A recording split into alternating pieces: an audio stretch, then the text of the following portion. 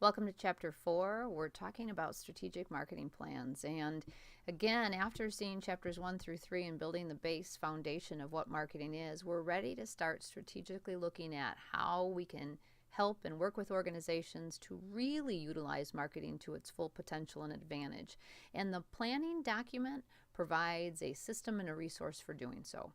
So this chapter is really important in introducing the concept of plans to you, as well as helping you reflect on an HTM organization or a recreation, tourism, event, food service, lodging organizations use of or non-use of marketing plans in their process.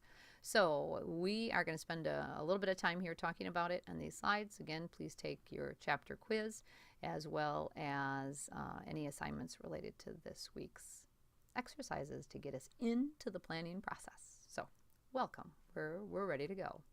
So we know in this chapter it's simply defined as a formal written document that outlines our organization's current and future direction.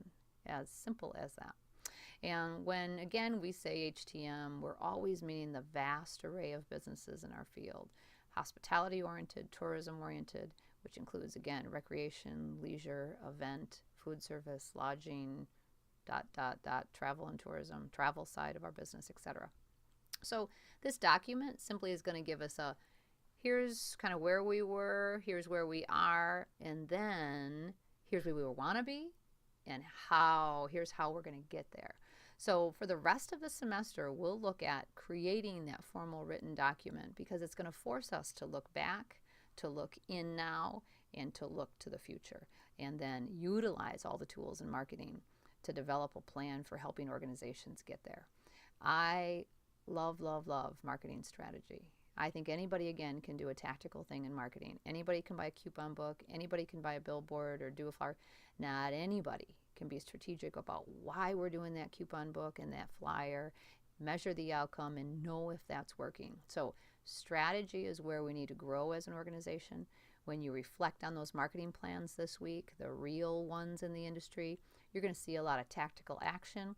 You're not going to necessarily see a lot of foundation or base for why we're doing what we're doing and how we're using grounded research and data, or what we'll call big data, to make those decisions. Anymore, we have to do this, and we're going to see, I believe, a market improvement in organizations actually utilizing heavier strategy to make their decisions because it's being required of us today. It just is. Smart business practice anyway, but critical in today's environment. So it really is going to define and identify, again, that strategy that it's going to help us build our organization's brand.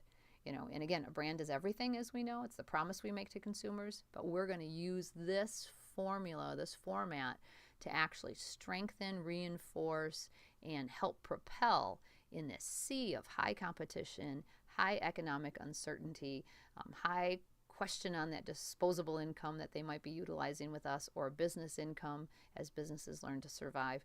It is the time to get strategic, and no other time before it. So we already know, based on what your interview conducted in Chapter 1 and your reflection on other students' interviews with people in our field, we already know what kind of the current state is. Why do only half of our organizations write a marketing plan, and why don't the other half? We've collected data again over the years, and in our chapter we've introduced some of those same reasons. It'll be interesting for me to have you reflect on, geez, have those reasons even changed? And I'm not sure we're seeing a lot of change yet. So we know some people just don't know how to develop a plan.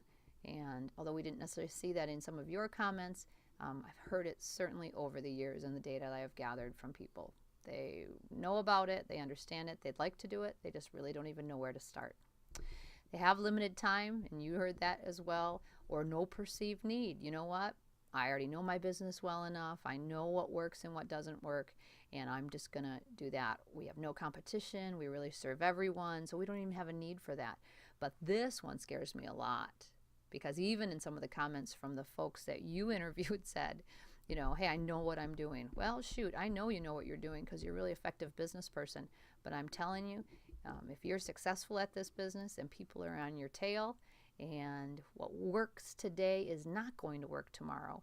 And just because you're really insightful and keen on it doesn't mean every employee in your organization is. And if you're the one person who really gets this and knows this, if you really want to embrace the concept of marketing today, you need to teach others in your organization and engage others in those decisions. Being a one-person island marketing person is no longer going to be an effective strategy for the future. So that scares me a lot. Time I get, we just got to find time and make time, and hopefully we'll show the value of doing that. But this number 3 gets me. Everything changes so quickly. We certainly hear too, and I completely agree. In fact, in this environment, more so than 10 years ago or 5 years ago, things change fast. So maybe even though we talk about here an annual marketing plan, the time has come for us to look at a 6-month marketing plan, a 3-month marketing plan. And we see some organizations utilizing that. But there is great value still in the strategic planning process for looking for the future a little farther out still. Hey, where do we want to be as an organization in a year from now? Or a 5-year plan? What's the vision for that future? So strategic planning blends in with our marketing planning. We're going to look at the future. Maybe the action plans will get reduced. Certainly from a social media standpoint, we've seen that. We can't necessarily plan social media out maybe further than a month because of the reactionary and opportunities that emerge from that. But can we plan out what our target markets are going to be for the year? Can we plan out some of those other longer-term tactical plans that we would need to make or commit to?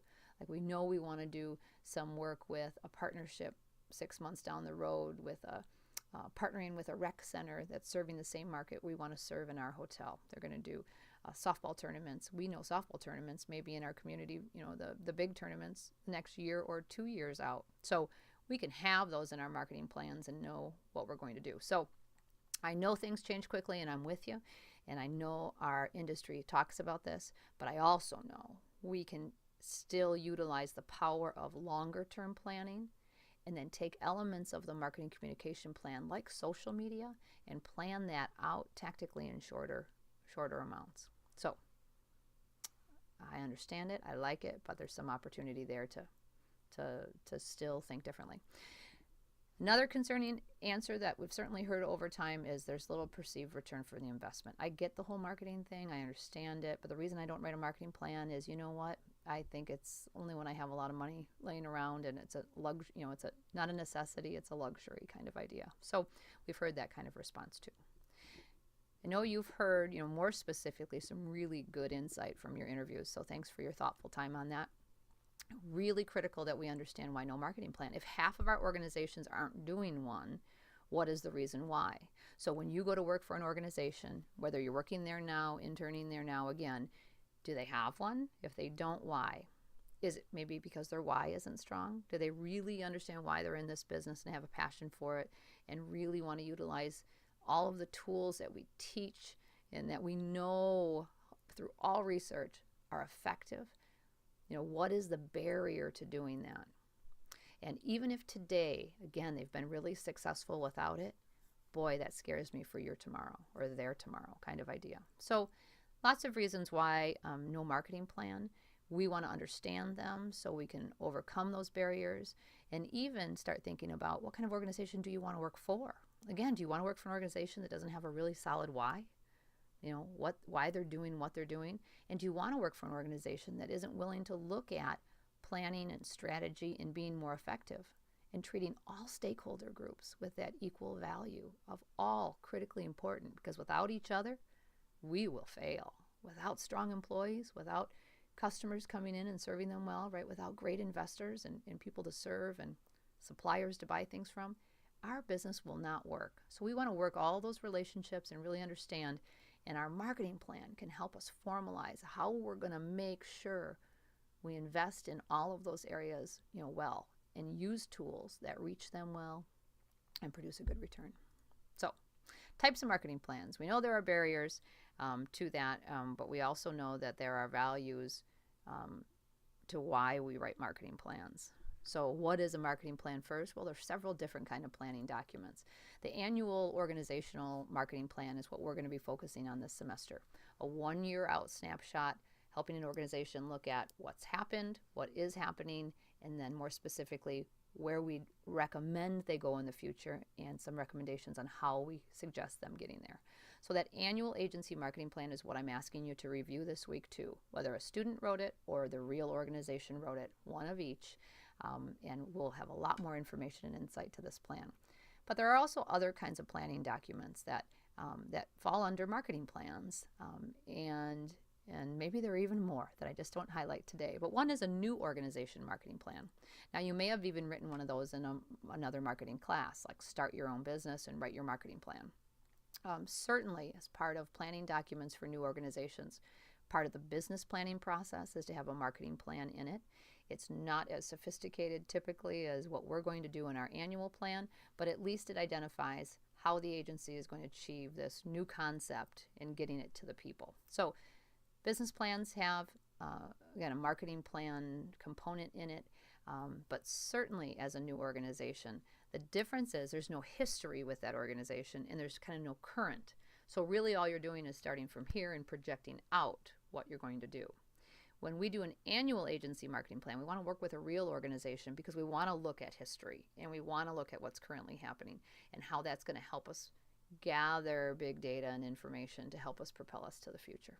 So again, writing a new agency plan, I used to do both kinds of marketing plans. When I opened up new hotels and markets because we were growing that Courtyard brand so quickly, that market planning process was very different.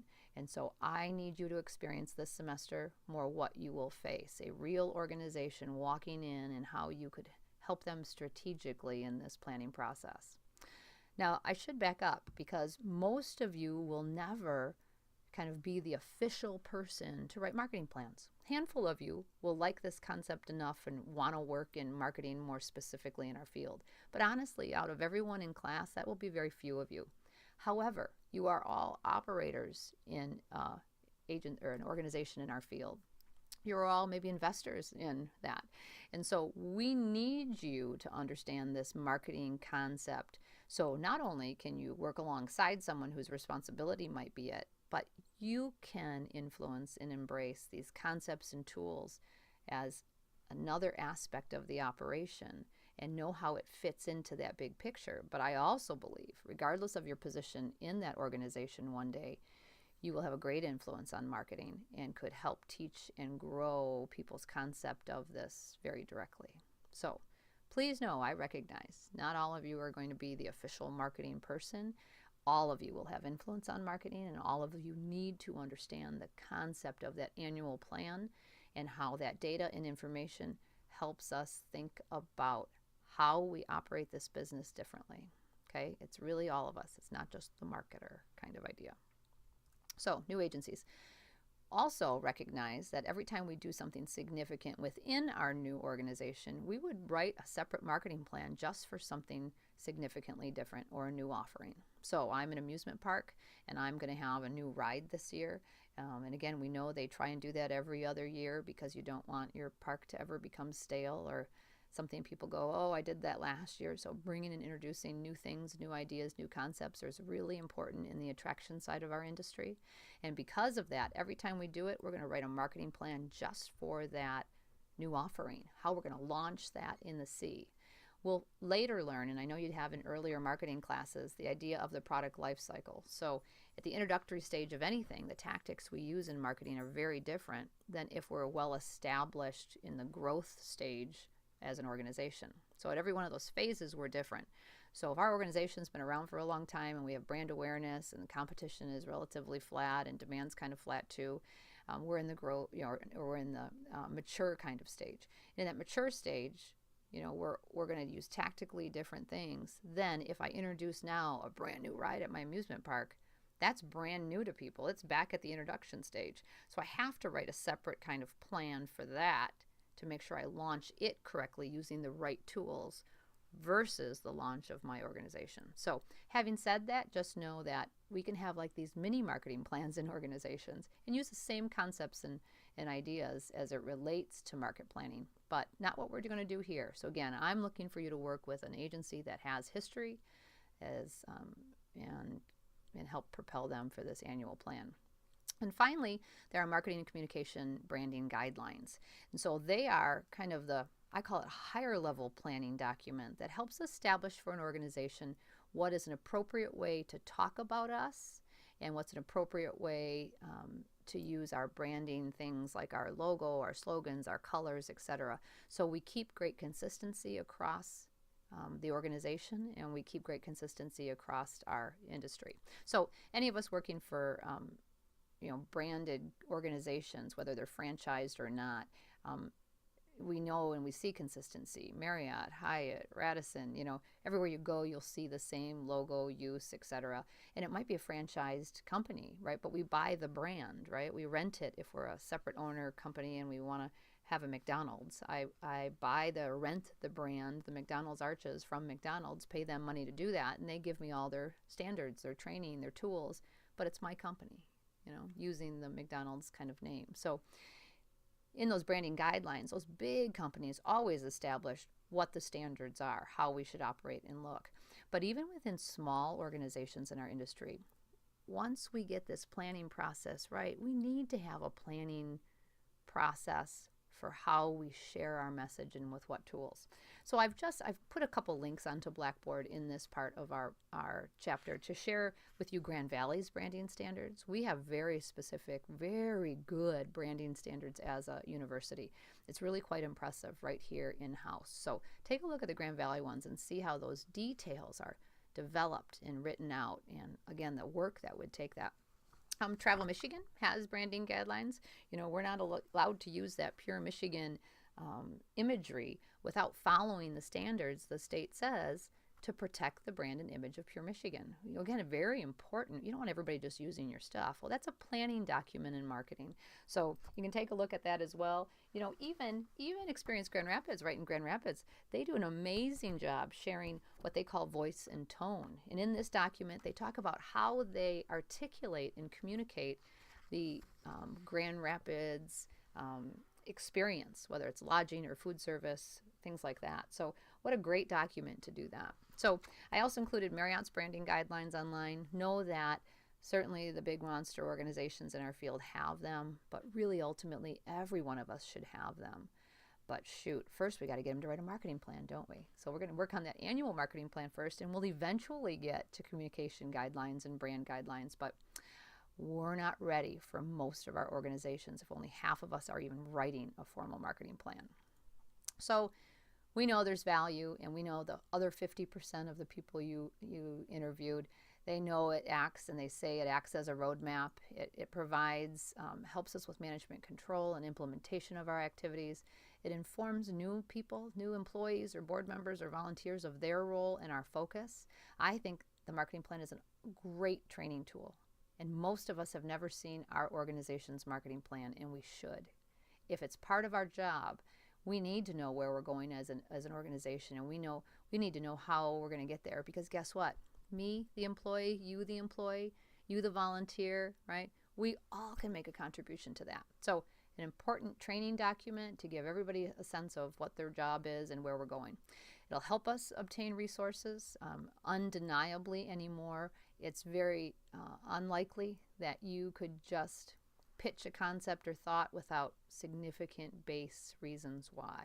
This planning document gives people that feeling. I'll say this many times this semester, I call it the bobblehead, but when you read these plans, you should be shaking your head if you indeed buy into the flow and where they're going. And by the time you're done reading these plans that I'm asking you to this week, you'd either go, ooh, wow, that is not, I don't even know where they're going. I don't even know how they're going to get there. This is not good.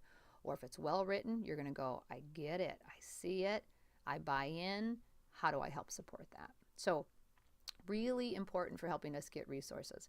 I think, again, one of the greatest values is because we can share where we're going or thinking, it's going to help stimulate more thinking and better ideas and better use of resources, etc. Once we share the vision, the plan, the ideas, boy, enable your whole workforce, and you're going to get a whole bunch of better ideas on how to help get there.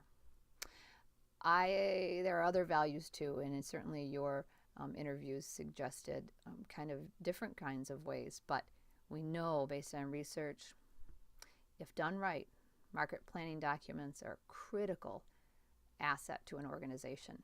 There are some, like Disney, that will never let you see their marketing plan. And why? Because they know the value of it. They feel as if it's their single greatest competitive advantage. The things they project for the future and how they're going to get there, they wouldn't want anybody to see that. And you know what? I wouldn't want anybody to see it either. Besides our team of people and where, right, all the people that work for us and how they can make contributions to that.